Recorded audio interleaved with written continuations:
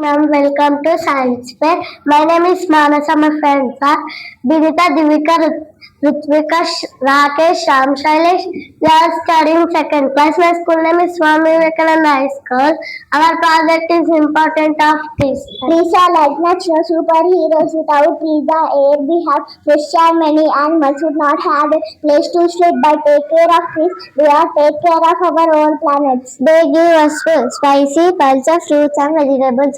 Many of your favorite snacks like apple, mango, and nuts grow on trees. They help us to breathe out the fresh air that we need to breathe in time. They give us shade on a hot sunny day. Trees at like big green umbrellas keeps us cool. The trees of the do they keep soil, strong flowers, fruits, vegetables, and can grow.